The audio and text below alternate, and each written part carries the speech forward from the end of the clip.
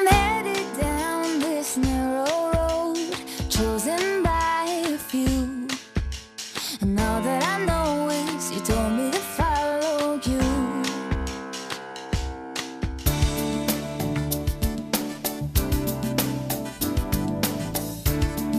Boa tarde. Hoje vamos falar de uma doença autoimune que afeta cerca de 5% da população mundial. Estamos falando do lúpus.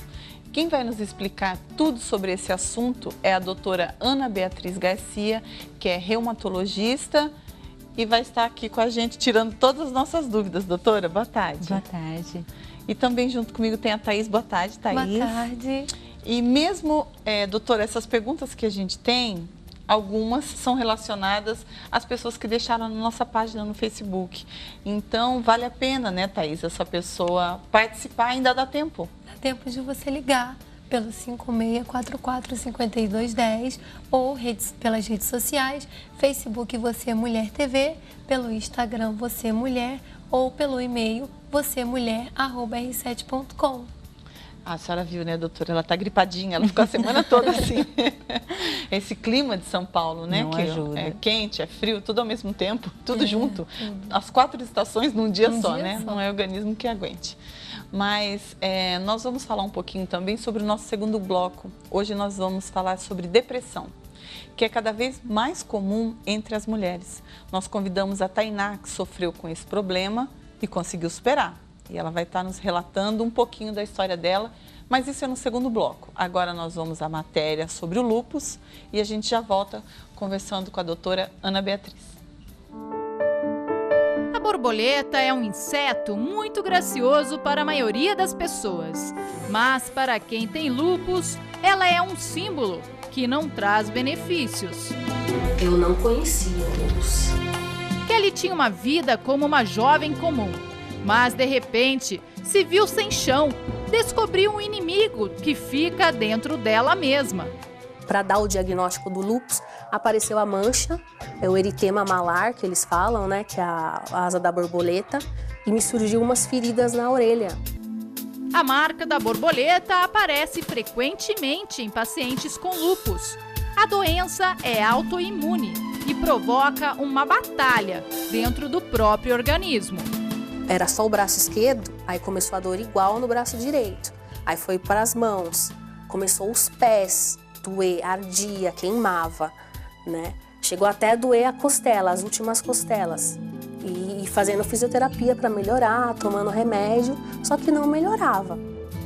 Kelly se formou em processamento de dados, trilhou um caminho difícil para chegar onde almejava. Mas trabalhar no computador ficou impossível. E tocar violão para se distrair também.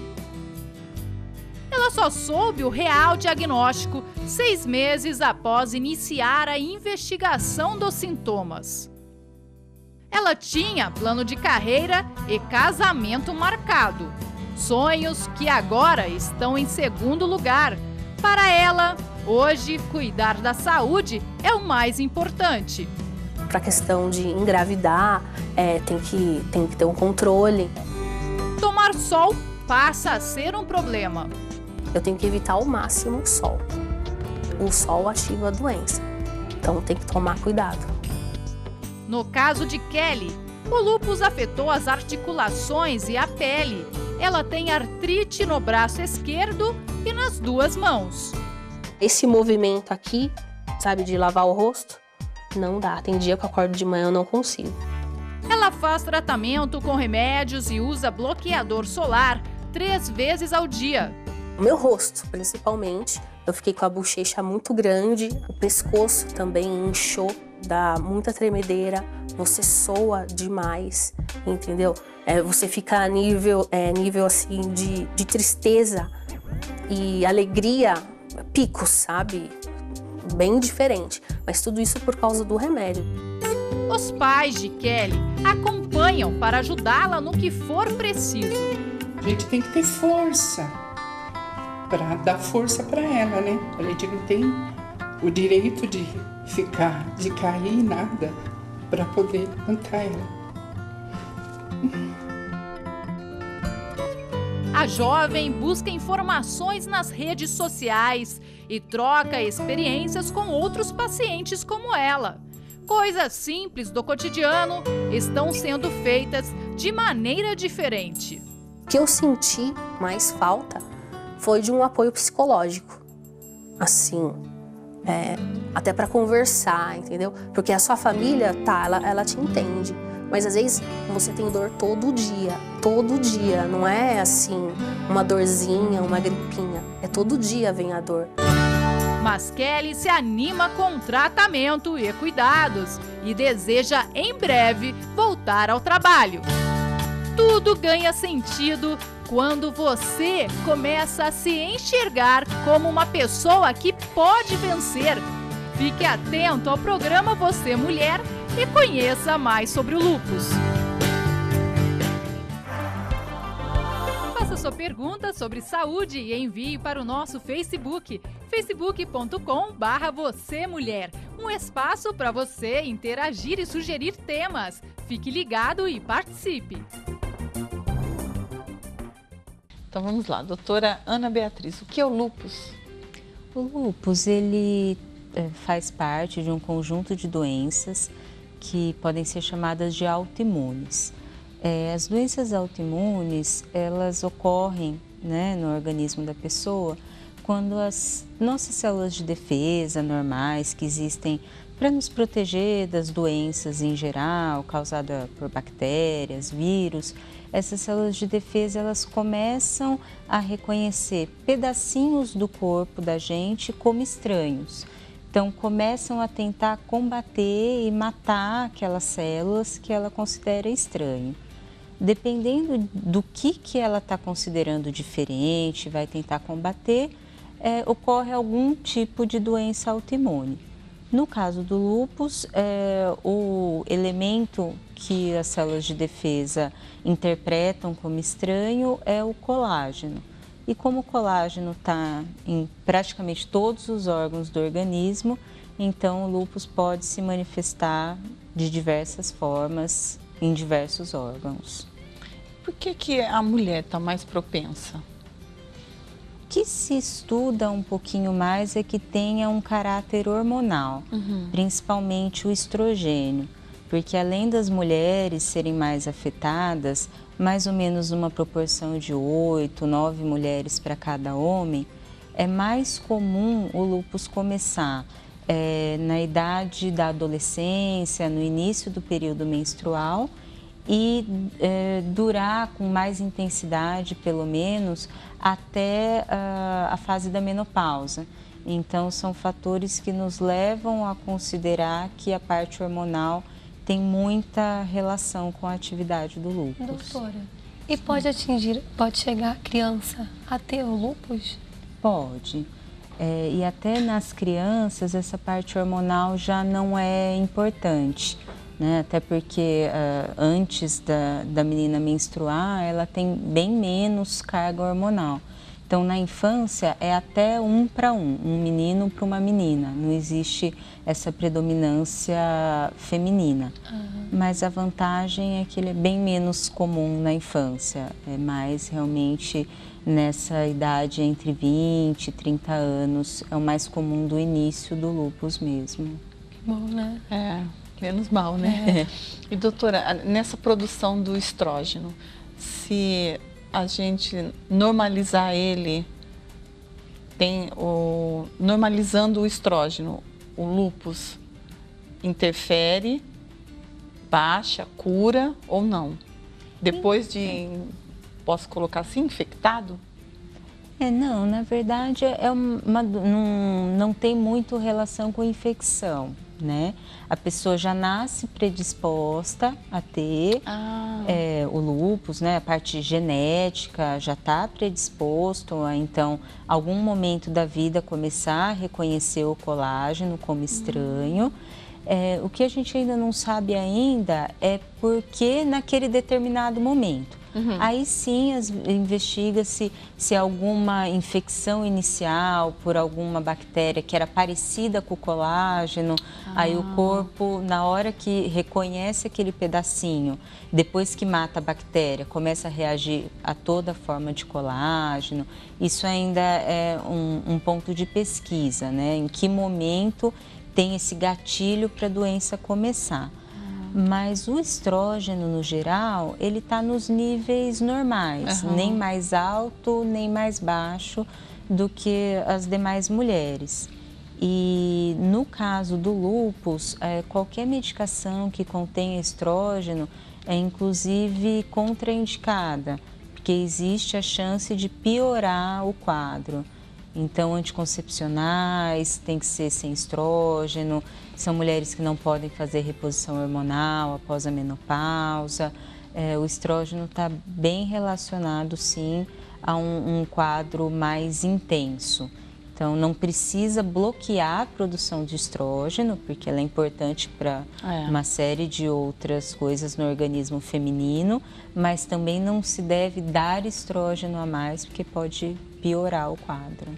E doutora, como a senhora falou, é genético então, né? Mas existe um tempo na vida que ele vai se manifestar, vamos colocar assim.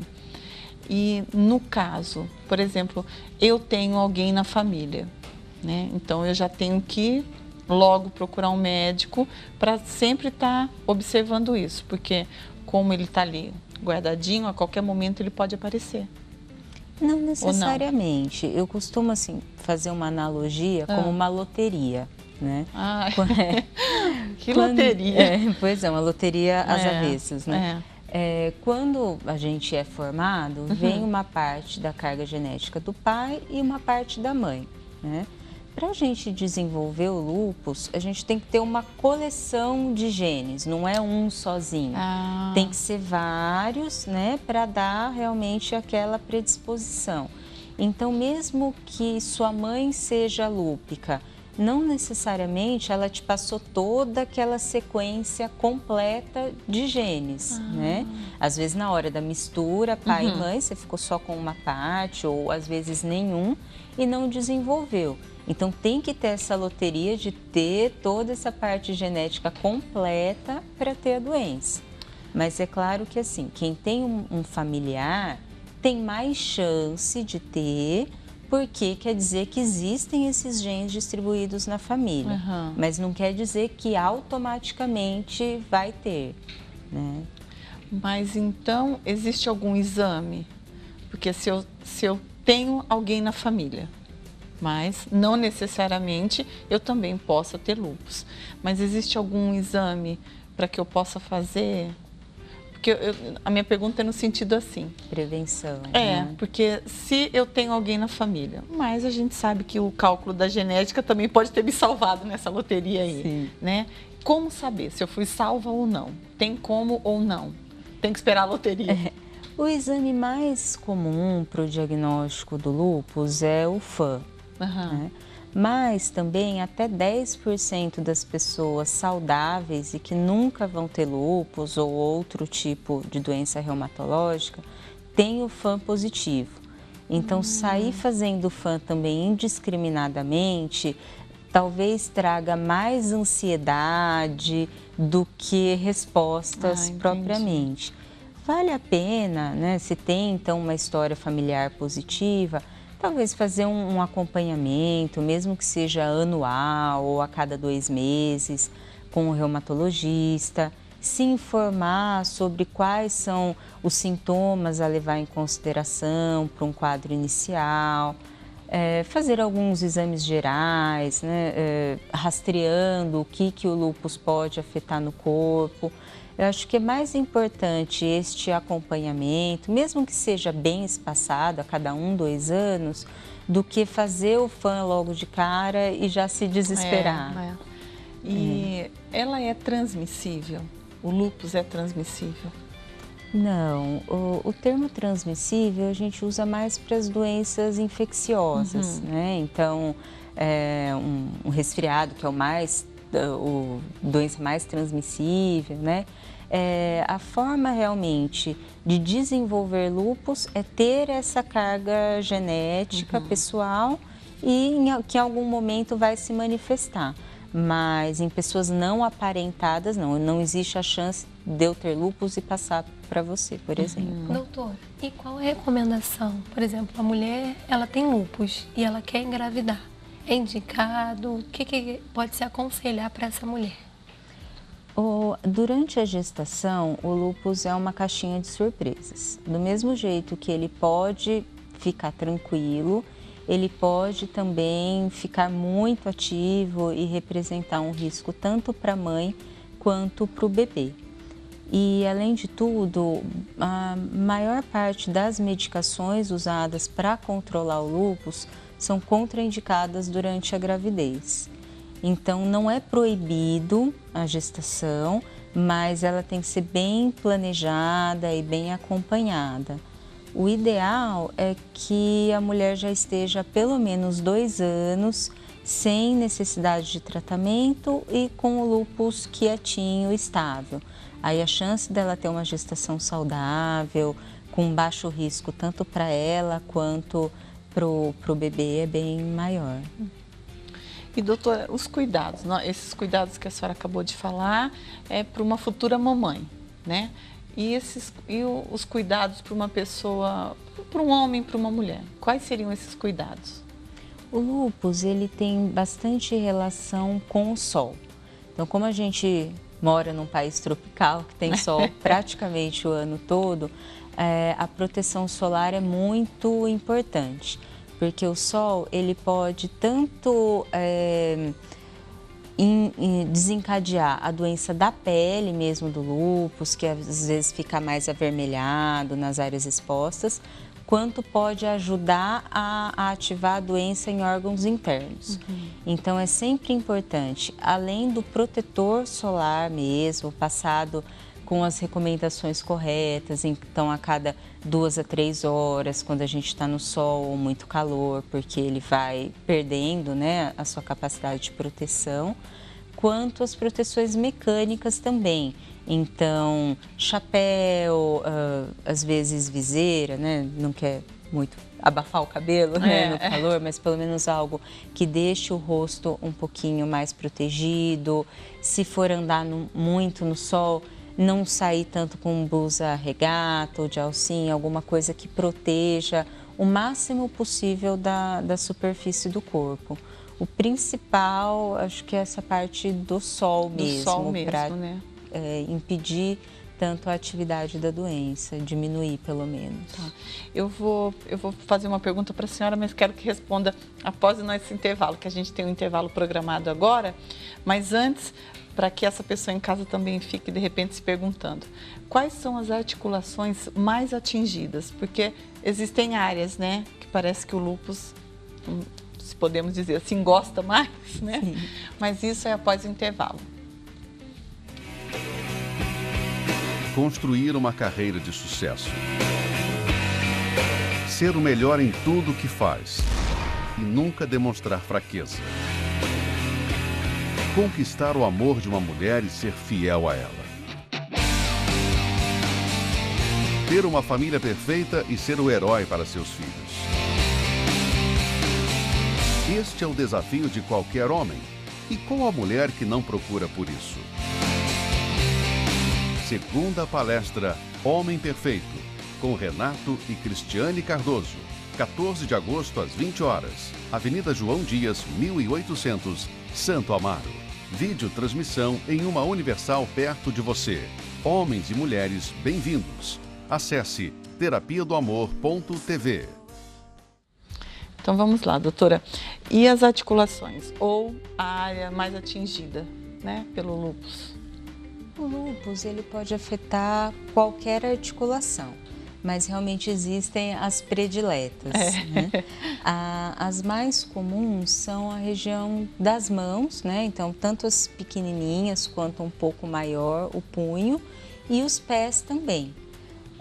E o que chama a atenção no lúpus, por exemplo, fazendo uma comparação com a artrite reumatoide, é que a artrite, né, a inflamação das articulações no lúpus, costuma ser mais dolorosa e menos exuberante. Uhum. Então, às vezes, não é nem aquela mão tão inchada, né, quanto a gente vê numa artrite reumatoide, mas ela é bem mais dolorosa do que na própria artrite.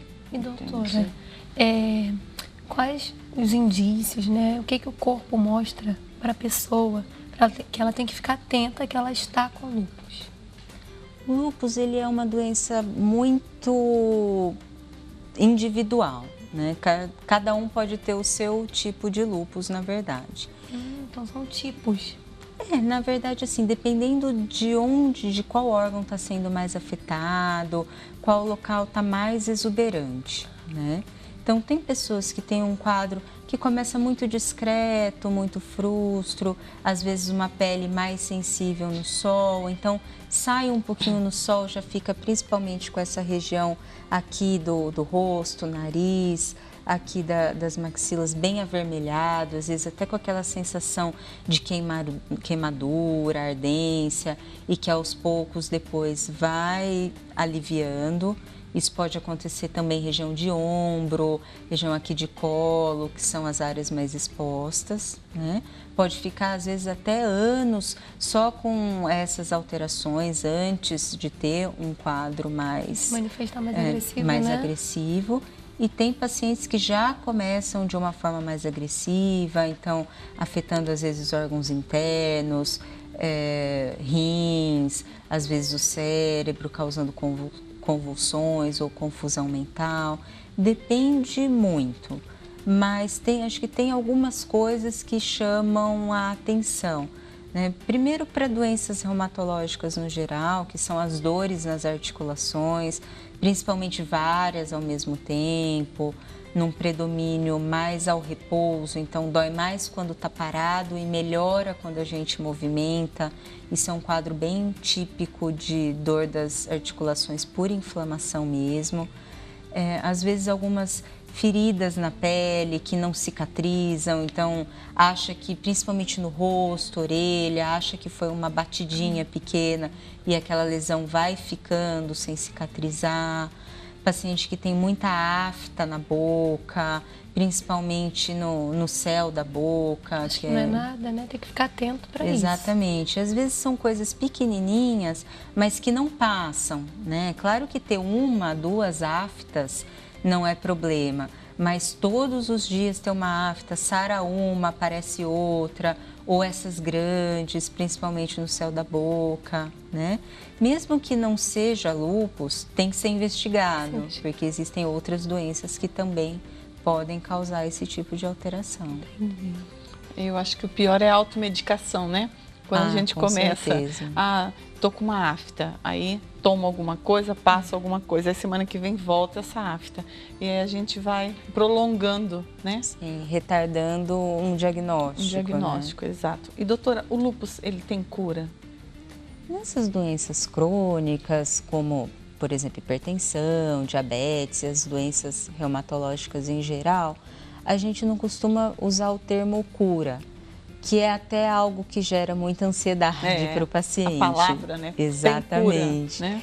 Mas existe sim como controlar. O tratamento é muito individual também, então como a doença é diferente em cada paciente, o tratamento também vai ser diferente em cada paciente, de acordo com o órgão que está sendo afetado e com a intensidade também da atividade da doença. Mas existem muitas medicações e todo dia pesquisas novas, então tem até uma medicação que saiu recentemente voltada para o lúpus. Então tem como tratar muito bem, não tem por que os pacientes ficarem sofrendo com a doença sem tratamento e talvez evoluir para quadros mais graves e com sequelas importantes. Entendi. E tem algum assunto que a gente deixou de abordar, que a senhora acha importante estar falando? Eu acho que uma coisa que a gente vê em geral no consultório é o medo do fã. Tem muitas pessoas que fazem o fã de uma forma de rotina e como até 10% das pessoas sem doença hoje e sem doença para o resto da vida, quer dizer, são pacientes que não vão desenvolver nenhum tipo de doença reumatológica, apesar do fã positivo, isso 10% é uma proporção alta, né? Então, não ter tanto medo do fã. Primeiro, não fazer o fã de rotina, né? Evitar. E quando fizer, caso ele dê positivo, antes de já colocar lá no Google e se assustar com tudo que vai aparecer do lúpus, consulta um reumatologista ou um médico de confiança para tentar entender um pouquinho melhor sobre a doença antes de já ficar todo assustado. E porque, como a senhora bem disse, né? Cada organismo reage de uma forma. Exatamente. Então, lá no Google tá o geral. E estão as formas piores, normalmente. Com certeza, A internet, né? É difícil, a gente consegue coisas lá, né? boas. Sim.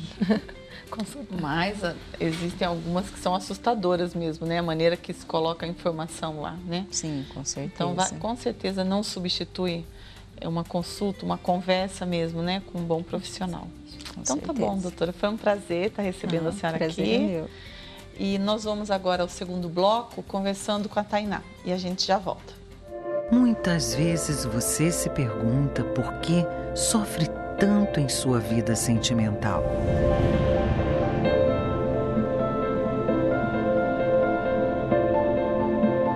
Talvez você não consiga encontrar a pessoa certa que te ame, te respeite, queira um compromisso sério e te faça feliz.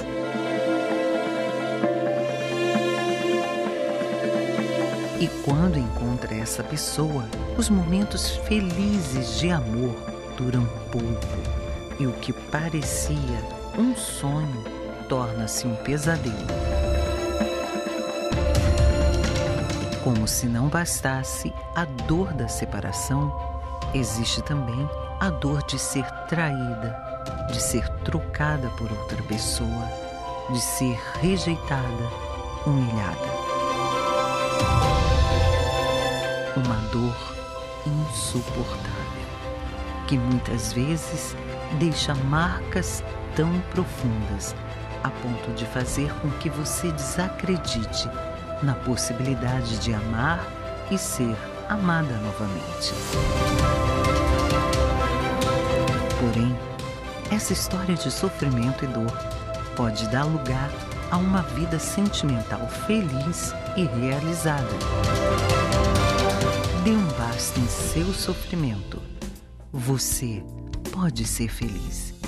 Venha você também participar de uma palestra ao vivo com Cristiane e Renato Cardoso, apresentadores do programa The Love School e autores do livro Casamento Blindado. As palestras acontecem toda quinta-feira, às 20 horas, na Avenida João Dias, 1800, em Santo Amaro. E a entrada é gratuita. Viver neste mundo é uma batalha constante.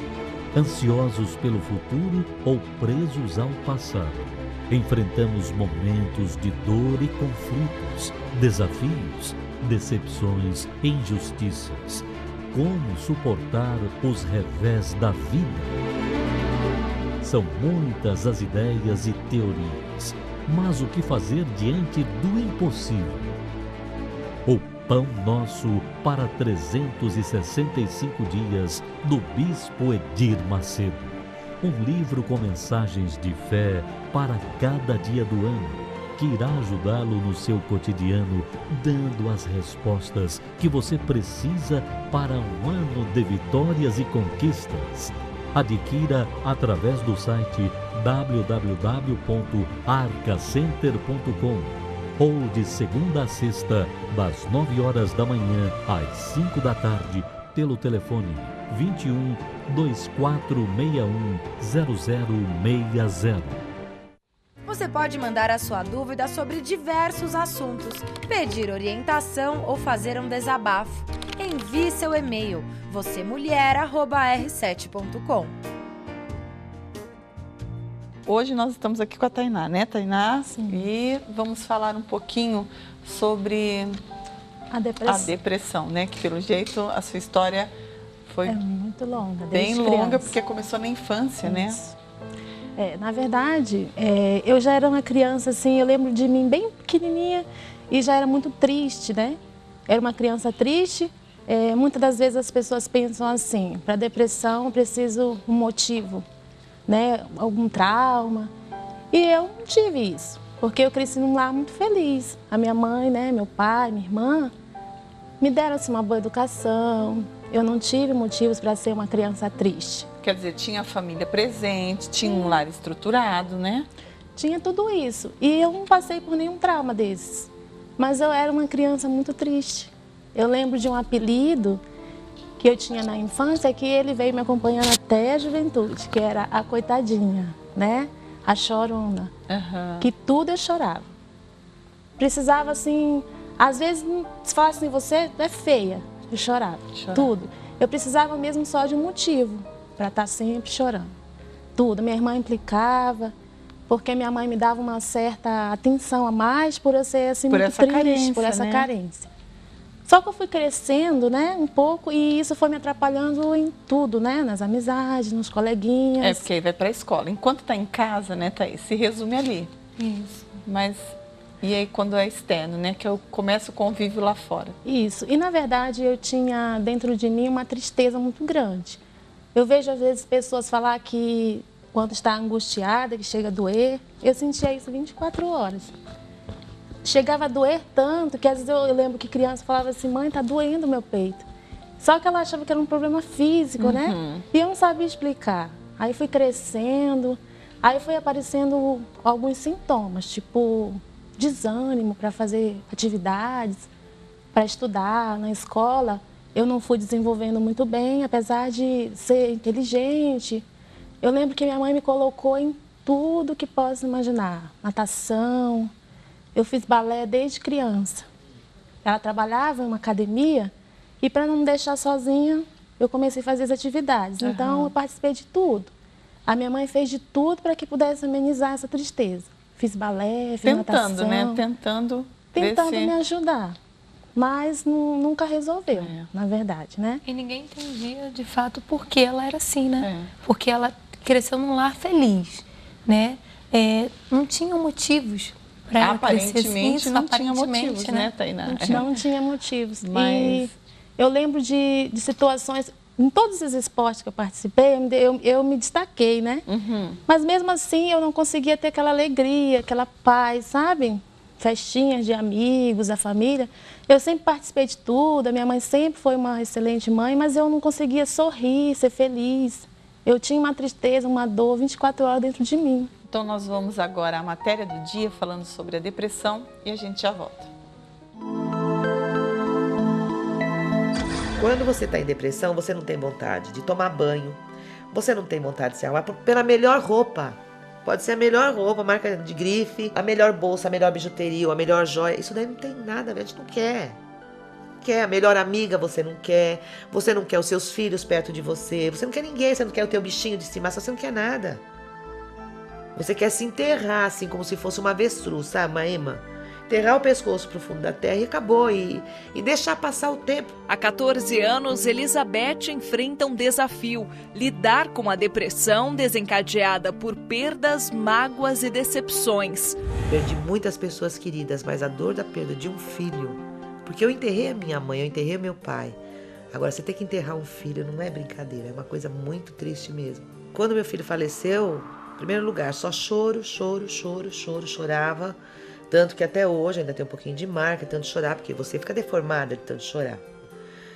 Depois fui procurar uma psicóloga, só que a psicóloga não deu solução.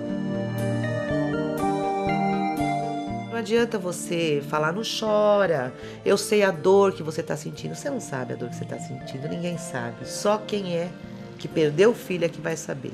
O filho Adalberto morreu em um acidente de carro em 1997, aos 18 anos de idade. Desde então, uma sequência de acontecimentos afetaram a família e principalmente o casamento dela. E ele falou que ele queria renovar os votos do nosso casamento. Isso foi no dia 1º de janeiro de 2007. Aí quando foi no dia 22 de fevereiro de 2007, ele me pede o divórcio. Então para mim foi assim, sabe quando você pega de surpresa? Foi como se fosse a morte do meu filho. Foi outra notícia assim bombástica para mim. Resolveu arrumar outra pessoa, decidir a vida dele. E ele foi. Refazer a vida aos 52 anos a levou ao desespero e à pior fase da depressão. A separação para mim foi um luto. As duas separações, a do meu filho e do meu casamento, porque foram muitos anos de convívio. Nós frequentávamos bons restaurantes, bons hotéis, sabe, viagens. Então, de repente, do nada, aconteceu tudo isso. Eu acabei me mutilando, eu cortei cabelo. Eu falei, não, eu não acredito que aconteceu isso comigo. Além de destruir a autoestima, a depressão deixou sinais de que algo estava errado também na saúde. Quando eu fiz o exame, constatou carcinoma in situ, que é um câncer de colo de útero. Então ele veio em 10 meses, por causa da depressão. E eu levei uma bronca da minha médica. Ela falou, a senhora quer saber por que a senhora teve câncer? A senhora não tem nenhum histórico de câncer na sua família. A sua mãe não morreu de câncer, sua avó não morreu de câncer, seu pai não morreu de câncer. Sabe por quê? De tanto choro, de tanta mágoa, de tanta preocupação com o filho, com o ex-marido, com o neto. Isso levou a senhora ao câncer. Hoje já são 4 anos de separação, uma ferida ainda não cicatrizada, que já fez Elizabeth tentar o suicídio. Fui até a passarela, subi e ali por baixo passa a Dutra. Então eu olhava para poder me jogar, porque eu sei que ali não teria jeito, né? Eu já me jogaria. Mas 2 mulheres que vinham atravessando me tiraram de lá. E me tiraram à força. Eu já tinha perdido meu filho. A pessoa que eu amava também perdi, que me deixou. Foi embora. Então para que eu ia viver mais? A minha mãe também já tinha falecido. Meu pai também. Não tinha sentido. Eu já tinha criado meus filhos. Eu não faria mais falta. Então vamos lá, em Tainá, a gente falava antes do intervalo, né? Que as tentativas da sua mãe, então, foram inúmeras, né? No afã de tentar suprir uma necessidade mesmo, né? Que ela estava vendo que a sua carência a cada dia aumentava. Isso, na verdade, a minha família não diagnosticava aquilo como depressão, né? Que muitas pessoas não sabem identificar. Mas eu aprendi, com o passar do tempo, a esconder. Então, eu já não vivia chorando na frente das pessoas. Então eu aprendi a viver aquele mundo só para mim, onde eu escolhia horas para ficar sozinha, porque a pessoa que tem depressão, ela quer muito ficar sozinha. É a oportunidade dela chorar, dela poder se expressar da forma como ela quer. E na verdade eu não gostava mais que as pessoas me olhassem chorando, né? E ali, nessas tentativas da minha mãe, eu acabei que me destaquei. Eu participei, cheguei a jogar em seleções, não só natação, mas o handebol também, tudo quanto era esporte ela me colocava. A dança era algo que eu mais gostava, que quando eu dançava eu me sentia bem, mas saindo dali voltava tudo normal. Aí fui crescendo mais um pouco e aprendi a conviver sozinha naquele mundo que ninguém podia me ajudar, que é uma coisa muito particular, é algo interior, que ninguém consegue ver dentro de você, compreender. E mesmo porque se você tenta explicar, né, a pessoa realmente leva para esse lado. Ai, coitada, ela é assim mesmo, só chora, tá sempre assim, é o jeito dela. Por mais que você tentasse explicar, eles levavam para um lado que... Eles acham que é porque a pessoa está se fazendo de vítima, né, que quer atenção. E, na verdade, eu não queria atenção, assim como as pessoas pensavam. Eu queria resolver aquele problema dentro de mim, que eu tinha muita tristeza, aquela angústia chegava a doer. Quando eu chorava, era para tentar amenizar. Às vezes a gente está um pouco triste, aí você chora, passa um pouco. Então, eu queria chorar 24 horas para não sentir aquela dor, né? E fui crescendo, né? Ali eu tinha, o quê? Já 10 anos... E eu aprendi a esconder aquilo. Meu Deus, uma criança, né? E quantas são as crianças, né? Que com essa idade... Tem esse sofrimento. Porque, né, Tainá, a pessoa... Eu costumo... A gente vê isso, né? E tá vendo aqui já no decorrer do programa que a depressão, ela pode ser confundida com outros sintomas, né? E a pessoa também, ela tem muitas mães e até mesmo essa mulher e esse homem que tem isso, se confunde as pessoas de fora, né? Olham e falam, não, é que ela é tímida, ou ela gosta, ela é mais reservada. E no fundo, quando a gente vai ver, não é isso. E uma coisa que chama atenção nisso é que eu não era tímida. Eu era a pessoa mais engraçada da turma. Eu era aquela pessoa que gostava de fazer as pessoas sorrirem, gostava de andar com pessoas engraçadas, né? Eu era a palhaça da turma. E eu criei esse meu jeito para esconder. Eu não queria que as pessoas percebessem que eu tinha esse problema. Eu achava feia, as pessoas ficavam coitadinha. Só que na minha casa não dava tanto para esconder, que eu vinha com esse apelido desde criança. Então, mesmo quando eu chorava, não era um motivo, tinha exatamente um motivo, a minha irmã falava assim, coitadinha, tá chorando. Então, eu carreguei aquilo pro resto da vida. Vim trazendo esse apelido. Aí, 10 anos, mas cresci, né? Fui crescendo mais um pouquinho. E até então, eu nunca tinha dado nenhuma decepção para minha família, né? Para minha mãe. Tudo isso que eu vivia sozinha, não compartilhava, não dava problema para ela. Aí foi quando eu não consegui mais esconder, que eu comecei a sair de casa, né, chorando muito para ir para a escola. Só que quando chegava na porta da escola, eu não conseguia entrar na escola porque estava com o olho inchado, né? E tinha vergonha dos amigos, aí não entrava. E isso foi por muitos meses. Até que minha mãe foi chamada na escola. E aí foi quando primeira vez eu vi a minha mãe chorar, porque eu nunca tinha dado trabalho para ela, problema, nada disso. E ela começou a chorar, porque a professora falou que não teria mais como passar de ano, né? Então, aquilo para uma criança foi um trauma, um choque. E eu vi minha mãe chorando e eu não queria trazer problema para ela, né? Porque eu vivia aquele meu problema só para mim. E quando eu vi eu passar aquilo para minhas familiares, aquilo foi um choque para mim. E foi a primeira vez, eu tinha 12 anos, que eu tentei suicídio. Não sabia bem assim o que fazer, mas eu não sabia lidar com a situação, né? Eu lembro que eu tomei vários remédios que a minha mãe tinha, que era para dor de cabeça, né? Era líquido, eu despejei tudo em um copo, tomei e me tranquei no banheiro. Aí eu lembro que minha mãe me achou, ela chorou muito, perguntou por que eu tinha feito aquilo, né? E dali eu dormi, só fui acordar no outro dia. E já acordei já mais triste ainda, porque o que eu queria era acabar com aquele sofrimento, terminar. E não consegui. Essa foi a primeira vez que eu tentei suicídio. E agora você falando do suicídio, eu lembrei que a gente até comentou essa semana já no programa, né? Quando a pessoa pensa no suicídio, a pessoa pensa em acabar com o problema, não é? Com o Porque problema. essas foram as suas palavras, de acabar com aquele sofrimento. Mas a pessoa não tem noção que ela também acaba com a vida dela. Né? Exatamente, porque era uma dor que eu sentia tanto que não tinha vida, né? Aquela dor incomodava muito, chegava a doer. E eu chorava, não passava. Ia para os esportes, praticava, andava com os amigos. Aí chegou uma hora que eu comecei a ter desânimo de tudo, não queria mais participar. A gente vê que ela tentava maquiar de todas as formas, né? Essa dor, essa tristeza, mas não adiantou. Se escondendo, né? Sempre se escondendo. Isso foi com 12 anos? Com 12 anos. A sua tentativa? A primeira. Tiveram mais. outras. Meu Deus, Tainá. Quando eu completei assim, aí eu continuei, permaneci na dança, em todos os esportes, eu ganhava medalhas, minha mãe era muito feliz, né, ia, mas eu sempre com aquele problema dentro de mim, né, só que ele vai se agravando à medida que você vai crescendo, né, eu não tinha mais vontade. A pessoa que tem depressão, eu lembro de uma frase que a minha irmã falava muito pra mim. Ela falava assim, nossa, você é uma pessoa assim, que tudo que faz se destaca, né? Você ganha medalha, você entrou na natação, entrou na dança, tudo você se destaca, mas você não termina nada que você começa. E eu tudo queria inglês, tudo eu queria, eu vou fazer aquilo ali, para preencher aquele vazio, né? Vou começar aquilo, e nunca terminava. E foi quando começou o desânimo, comecei a me desanimar por tudo. Não quero mais a dança. E a minha mãe, por trabalhar em uma academia, eu era muito conhecida, todos me conheciam lá, eu me destacava muito, apresentava em teatro. Então, a minha mãe tinha muito orgulho disso, né? Ela era muito feliz. Só que eu fui perdendo a vontade.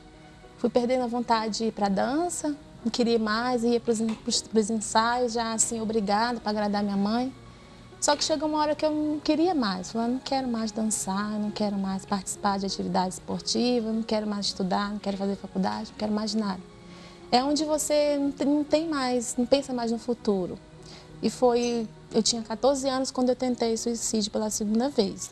Essa vez, eu estava indo para esse ensaio de dança, e aí a gente vive num mundinho bem particular. A gente olha tudo assim triste, a cabeça da gente no caminho quando vai andando, né? Vai pensando só em coisas ruins, só acidentes. Só vem pensamentos negativos, né? Só pensamentos negativos.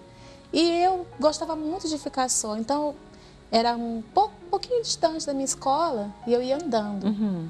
E ia pensando, besteira, sabe? Não quero ir mais, hoje é o último dia. E eu lembro que estava um trânsito e eu prestei atenção que vinha uma moto fazendo assim, né? Entre os carros. Eu falei assim, eu vou me jogar na frente dessa moto porque eu não quero nem chegar nesse lugar para onde eu estou indo mais. E foi quando eu me joguei na frente de uma moto e fui atropelada. Só que eu lembro de ter só assim um leve desmaio e não sofri nenhum arranhão. Eu lembro das pessoas estarem me tirando da pista, né? E aí eu já levantei assim bem, muito chateada porque eu queria realmente estar viva. E fui para o ensaio mais uma vez, mas não foi mais a mesma coisa. Eu já fiquei ali por ficar. Comecei a viver para agradar as pessoas. E essa foi a segunda tentativa de suicídio. Eu tinha 14 anos. 14 anos, meu Deus. E eu acredito que aí a frustração é maior, né? Porque você perde a razão de viver.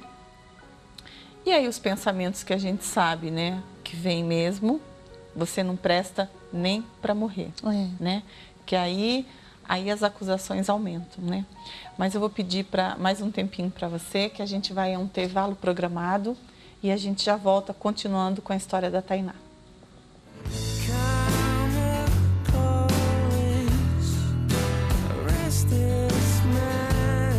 Você está passando por problemas na vida sentimental como solidão,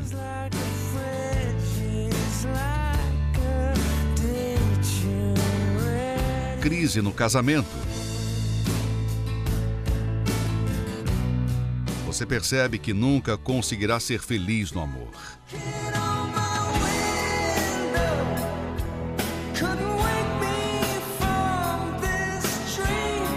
Venha você também participar de uma palestra ao vivo com Cristiane e Renato Cardoso, apresentadores do programa The Love School e autores do livro Casamento Blindado. As palestras acontecem toda quinta-feira, às 20 horas, na Avenida João Dias, 1800, em Santo Amaro. E a entrada é gratuita. Então vamos lá, Tainá. Depois da segunda tentativa de suicídio, aí quais eram as suas expectativas? O que você esperava para a sua vida? Então, eu já não tinha mais nenhuma, né? Porque já tinha 14 anos e permaneci ainda com aquilo mais uns anos. E aí já comecei a vida sentimental. Tinha até uns rapazes que gostavam de mim, assim, da minha faixa etária de idade, mas eu não conseguia corresponder, não tinha ânimo, não tinha vontade. Tentei suicídio até outras vezes, né? Mas aí eu vi que era uma doença da minha alma, né? Que era algo que eu lembro que até tentaram, né? Conversar comigo, psicólogo, mas quando eu ia, eu ficava prestando atenção. Eles não conseguem enxergar o que eu estou sentindo. Por mais que eles falem, por mais que eles tentam me ajudar, eu respeitava como profissionais, mas eles não conseguiam enxergar o que estava dentro de mim. Né, o que eu estava sentindo é uma doença da alma. E a gente, desculpa só te interromper, Tainá, mas você vê, é exatamente isso que a pessoa sente, né? Porque ela vai numa tentativa, eu estou buscando ajuda, e de repente ela se depara com uma pessoa limitada, com uma pessoa que, além de não estar conseguindo suprir a necessidade dela, o pior, não está atendendo, não está entendendo o que está se passando com ela. Aí a frustração, eu acho que aumenta, né? Aumenta muito. É porque a família dela já vinha tentando ajudar ela, né? Colocando ela em natação, teatro, diversas coisas. Mas toda vez que ela se pegava sozinha, ela vinha sentindo aquilo tudo de novo. Não tinha jeito. E assim foi quando eu falei, não vou mais. Não tem jeito mais para isso, não vai dar jeito para mim. Porque eles são maravilhosos, tentam me ajudar, são profissionais, estudaram, mas eles não conseguem ver o que realmente eu sinto, que está dentro de mim. Foi quando uma prima minha, né, que falou assim, eu sei qual é o seu problema e eu sei quem pode te ajudar e onde. E mesmo assim eu já não acreditava, né? Eu falava assim, não tem condições dela me ajudar. Como? Se eu já fui nos profissionais que poderiam me ajudar. E aí ela falou assim, vamos comigo hoje. Hoje vai ter um tratamento muito especial, né? Para sua alma, já que você está precisando. Aí eu falei assim, olha, eu vou. Até marquei, mas desisti. Desisti várias vezes, né? Parece que tinha uma barreira me impedindo de chegar lá. Mas até que um dia eu resolvi ir. Fui desacreditada. Não acreditava que pudesse acontecer alguma coisa porque já tinha tentado de tudo. E quando eu cheguei lá, só o ambiente onde eu sentei já foi uma coisa diferente. Porque eu não sentia aquela dor que eu sentia no peito, eu parei de sentir. No momento que você já entrou na igreja, que eu entrei na igreja, aquela dor já parou. E aí, quando o pastor começou a fazer uma oração, que eu lembro que eu fiquei de pé, eu não conseguia fazer outra coisa a não ser sorrir. Sorri a reunião inteira, coisa que eu não fazia há um bom tempo. Né? E eu sorri tanto. E aí veio após terminar a oração, o pastor veio falar comigo e eu olhava para ele e só começava a sorrir. E aquela alegria foi entrando, sabe, dentro de mim. E eu falei assim, nossa, nunca mais eu quero sair daqui desse lugar. Porque eu nunca fui tão feliz, nunca. Eu lembro que terminou a reunião e eu permaneci sentada lá. Não queria ir embora. De tão bom que estava. De tão bom que estava. Aí fiquei sentada e terminou, o pastor veio, falou comigo, falou assim, você pode voltar amanhã, tipo, já estava na hora de fechar e eu não queria sair de jeito nenhum. E assim, daquele dia que eu voltei para casa, eu não senti mais tristeza. Embora a gente não tenha ainda um conhecimento, né, espiritual, fiquei com um pouco de dúvida e fui trabalhando nisso nas correntes. Mas nunca mais eu senti tristeza. Não foi assim Não foi tão difícil. Eu acho que quem tem depressão, esse primeiro momento, a primeira vez a pessoa já tem um resultado, porque é algo interior, né? É algo sobrenatural, é algo da alma. E a gente vê a importância da insistência da sua prima também, né? Porque a gente não tem que desistir no primeiro não, né? Ela sabia o que ela iria te apresentar, né? Ela sabia o causador do seu problema, mas já conhecia também o que podia curar, né? Então, devido à insistência dela, você pôde participar de tudo isso e hoje você comentou que você teve algumas outras tentativas de suicídio. Sim. Depois que você foi para a igreja, né? Esse primeiro dia, esse primeiro contato já foi bom, né? Foi excelente. E quando você chegou em casa, depois, porque a gente, é realmente essa sensação que dá, né, Thaisa? A gente entra e a necessidade, ela é tão rápida, suprida, que a gente fala, meu Deus, o que é isso? Eu quero ficar aqui, eu quero morar aqui. É verdade. Porque a gente já buscou em tantos lugares e quando a gente chega ali, a gente se depara com aquele momento especial, a gente encontra o que a gente estava buscando há tanto tempo. A gente quer, como ela falou, não queria sair mais. Ia fechar. E aí você foi para casa. Eu lembro que aí como começou depois esse processo do dia a dia? Tá, só uma coisinha que foi assim marcante para mim. Quando eu cheguei na minha casa, eu parecia o sol, de tanto que eu brilhava. De tanta alegria que eu comecei a sorrir e abraçar as pessoas e ninguém entendia por que nossa, por que você tá tão feliz? E cadê aquela Tainá oprimida? Não tinha mais, não existia. Aí eu comecei a brincar de verdade, sabe? A viver de verdade, a não ter medo de nada, a não temer. E aí as pessoas começaram a observar, né? Nossa, como ela tá diferente. Mas eu não deixei de ir nem um minuto. Permaneci na minha corrente, né? Naquele tratamento que ali para mim já virou uma dependência. Porque não de algo ruim, mas de algo muito bom. Que a cada vez que eu saía das reuniões, eu saía mais alegre, mais feliz. Era como se eu tivesse, como eu tive depressão desde criança, a partir daquele momento é como se eu estivesse nascendo de novo, né? E eram sentimentos que você não estava acostumada a ter, né? Eu comecei a minha vida ali. Até hoje, para minha família, para os amigos, para as pessoas que me conhecem, eles falam, nossa, você é muito engraçado, você gosta muito de brincar. Porque eu comecei a minha vida ali naquele dia. Você descobriu a verdadeira felicidade. Descobri. Porque, Thaís, sentimentos todas nós temos, né, Tainá? Com certeza. Isso já faz parte da gente. Mas quando ele se torna prejudicial, quando ele começa a dominar, né? Quando ele começa a nos escravizar, que era o que acontecia com você. Isso. Você era escrava de uma situação, escrava de sentimentos, né? Então, aí começa o problema. Porque nós estamos dependendo de uma notícia que a gente recebe, você se entristece. Dependendo da notícia, a gente até se deprime mesmo, não tem como.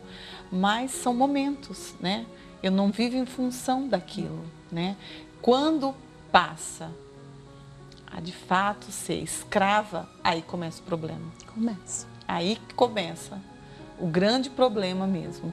Então, hoje a Tainá está aqui relatando esse antes e depois devido a isso. Teve um momento que você deu o primeiro passo e falou, eu não aceito mais essa escravidão, né? Foi, porque quando ela convidou, ali é uma oportunidade, né? De você pôr um fim naquilo, mas uma tentativa, né? Para mim, vou tentar de novo.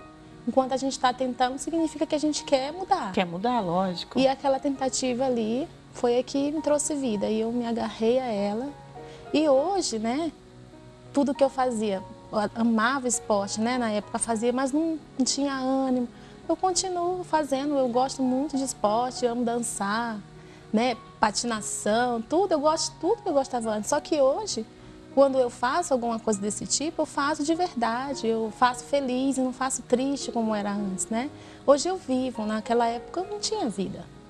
E você falando daquela época, eu lembrei aqui que você não tinha vida sentimental, né? Que Não. você falou que seus relacionamentos eram todos frustrados. E a época que você foi para a igreja, você estava se relacionando com alguém ou ainda não? Quando tava. veio esse momento também? Hoje você é casada? Sou casada, tá. muito feliz. Ah, que por bom. sinal. Mas então isso foi depois da nova Tainá, tá nascendo. Nova. Porque antes eu até tentei, né? Chegava a gostar de alguém, assim, da minha idade mais ou menos, mas eu não conseguia. Passava assim uns 2 dias, uma semana, eu olhava para aquela pessoa, eu enjoava assim dela, falava assim, não quero. Eu era muito desanimada para ter um relacionamento. Convidava para ir no shopping, cinema, e eu não tinha ânimo para sair de casa. Era só em casa, fazer as atividades mesmo, que era a minha obrigação, escola, mas demais eu não fazia, não. E depois que a pessoa que é triste não consegue ter um relacionamento, né? Ela não consegue viver. Ela não vê alegria em nada, Não tem alegria em né? nada. E depois que eu fui fazer esse tratamento, que eu fui na igreja, que eu me libertei disso, que eu vivi novamente, aí eu comecei a pensar, né? Só que não como antes, eu não tinha assim ansiedade, não tinha, era uma coisa normal assim. Eu queria aproveitar cada momento daquela minha nova vida, que eu não chegava a ter ansiedade para relacionamento. Eu esperei a hora que conheci uma pessoa e tudo foi fluindo, normal, né? Eu não era uma pessoa normal quando eu tinha depressão, né? E depois que eu me libertei, aí eu tive uma vida normal, né? Tudo vem uma coisa após a outra. Primeiro a libertação, né? Depois a vida sentimental.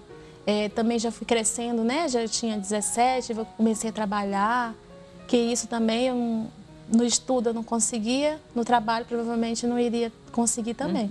Comecei a trabalhar, comecei a ter bons relacionamentos com amigos, né? No trabalho, com a família. E aí foi que eu conheci, né, o meu esposo, o Márcio. A gente namorou. Foi tudo assim novo para mim. Tudo novo. Por mais que eu tivesse tido um namoro rápido, mas eu não conseguia aproveitar nada. Eu só fui aproveitar mesmo depois que eu me libertei daquele sentimento, né? E aí passaram-se 2 anos, né, de namoro e nós casamos. Aí já vou completar 6 anos de casado. Ai, que bênção. E é isso mesmo, né? A gente sabe que esse é o resultado de uma fé viva. Não há mal, não há problema nenhum que Deus não possa vencer, que Deus não possa trazer um resultado positivo para a sua vida. Então, a gente pode ver através da história da Tainá, né, Tainá, que há esperança, há sim solução para o seu problema, né? Que no caso da Tainá era um problema da alma, um espiritual, né? Mas que também resolveu o sentimental, né? Para a gente ver que a obra de Deus, quando Deus age, de fato e de verdade, a obra é completa. Ele cura tanto a alma quanto o coração, o espírito, é completo, né, Tainá? Então, você acompanhou nos nossos intervalos uma chamada para a reunião de hoje, quinta-feira. que trata-se disso, de vida sentimental, do coração também. Então, você querendo, em toda a Igreja Universal existe essa reunião, está ao seu alcance. Assim como um dia a Tainá recebeu um convite para participar de uma reunião e ter uma mudança de vida, hoje a gente aqui estende, né, esse convite a você aí em casa, tá bom? Então, sinta-se com um privilégio grande, está convidada sim a participar de uma reunião hoje em uma Igreja Universal, a mais próxima de você. Nós temos aqui na Avenida João Dias, 1800, agora às 20 horas, com o casal Renato e Cristiane Cardoso, que atendem tanto antes da reunião quanto após a reunião. E em toda a Igreja Universal existe ali um homem e uma mulher de Deus à sua disposição, tá bom? Obrigado, Tainá. Obrigado, Thaís. Deus abençoe e até amanhã.